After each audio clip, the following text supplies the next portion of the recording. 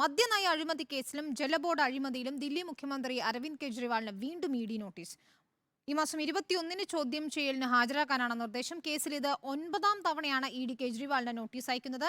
അന്വേഷണ ഏജൻസികളിൽ നിന്ന് കെജ്രിവാൾ ഓടി ഒളിക്കുന്നുവെന്ന് BJP പരിഹസിച്ചു. നോബൽ മാരിക്കാരൻ നൽകും വിവരങ്ങൾ. നോബൽ, ഇന്നലെയാണ് മദ്യനയ അഴിമതി കേസിൽ കെജ്രിവാളിന് റോസ് അവന്യൂ കോടതി, ദില്ലിയിലെ കോടതി ജാമ്യം അനുവദിച്ചത്. അതിന് പിന്നാലെ ഇപ്പോൾ വീണ്ടും ഇ ഡി നോട്ടീസ് അയക്കുന്നു. എന്താണ് നടക്കുന്നത്?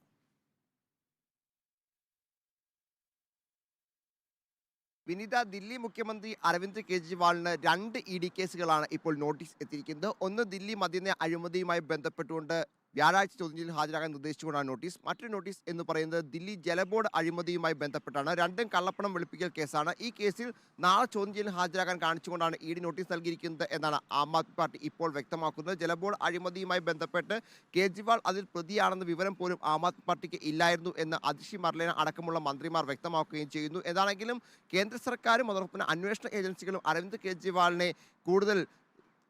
കെജ്രിവാളിനെതിരെ കൂടുതൽ നടപടി കടുപ്പിക്കുന്നു എന്ന് വേണം നമുക്ക് മനസ്സിലാക്കാൻ. ഇന്നലെ ഈ അരവിന്ദ് കെജ്രിവാൾ EDക്ക് മുന്നിൽ, അതായത് EDയുടെ ചോദ്യം ചെയ്യൽ നോട്ടീസുകൾ നിരന്തരമായി തള്ളിയതുമായി ബന്ധപ്പെട്ടുകൊണ്ട് ED നൽകിയ പരാതിയിലായിരുന്നു അരവിന്ദ് കെജ്രിവാളിന് ഇന്നലെ ദില്ലി റൗസ് അവന്യൂ കോടതി ജാമ്യം അനുവദിച്ചത്. പക്ഷേ ആ ജാമ്യം അനുവദിക്കുമ്പോൾ മദ്യനയ അഴിമതിയുമായി ബന്ധപ്പെട്ട് മറ്റു നടപടിക്രമങ്ങളും കോടതി തടസ്സപ്പെടുത്തുകയോ അല്ലെങ്കിൽ അതിലൊന്നും മറ്റു തരത്തിലുള്ള സ്റ്റേ നൽകുകയോ ഒന്നും ചെയ്തിരുന്നില്ല. അതിൻ്റെ അടിസ്ഥാനത്തിൽ തന്നെയാണ് വീണ്ടും 9ാം തവണയും ഇപ്പോൾ ED മദ്യനയ അഴിമതിയുമായി ബന്ധപ്പെട്ടുകൊണ്ട് ഇപ്പോൾ നോട്ടീസ് അയച്ചിരിക്കുന്നത്.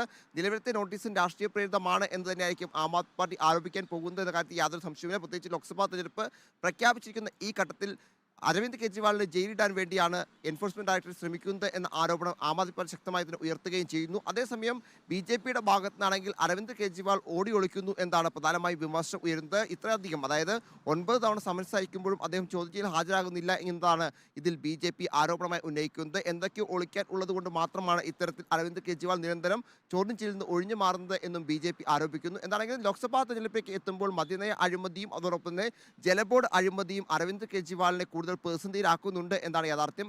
അന്വേഷണ ഏജൻസികൾ നേരത്തെ ഹേമന്ത് സോറൻ അടക്കമുള്ള ആളുകൾ, അത്തരത്തിൽ പ്രധാനപ്പെട്ട പല നേതാക്കളെയും ഹേമന്ത് സോറൻ അറസ്റ്റ് ചെയ്യപ്പെട്ടിട്ടുണ്ട്. അതോടൊപ്പം തന്നെ കഴിഞ്ഞ ദിവസങ്ങളിൽ മദ്യനയ അഴിമതിയുമായി ബന്ധപ്പെട്ട് തന്നെ BRS നേതാവ് കവിത അറസ്റ്റിലായിരുന്നു. ഇനിയിപ്പോൾ അരവിന്ദ് കെജ്രിവാളിനെ കൂടി അറസ്റ്റ് ചെയ്യുകയാണെങ്കിൽ തീർച്ചയായും അത് ലോക്സഭാ തെരഞ്ഞെടുപ്പിൽ വലിയ രീതിയിൽ തന്നെ പ്രതിഫലിക്കും എന്ന കാര്യത്തിൽ യാതൊരു സംശയവുമില്ല. അന്വേഷണ ഏജൻസികൾ അരവിന്ദ് കെജ്രിവാളിന്റെ പേരിൽ പിടിമുറുക്കുകയും ചെയ്യുകയാണ്. ജാമ്യം ലഭിച്ചിട്ടും പിടിവിടാതെ ED അരവിന്ദ് കെജ്രിവാളിനെ വേട്ടയാടുകയാണ്. 9ാം തവണയാണ് നോട്ടീസ് അയച്ചിരിക്കുന്നത്. അന്വേഷണ ഏജൻസികളിൽ നിന്ന് കെജ്രിവാൾ ഓടി ഒളിക്കുന്നുവെന്നാണ് BJPയുടെ പരിഹാസം. നോബൽ മാരിക്കാരനാണ് വിവരങ്ങൾ നൽകിയത്. അതേ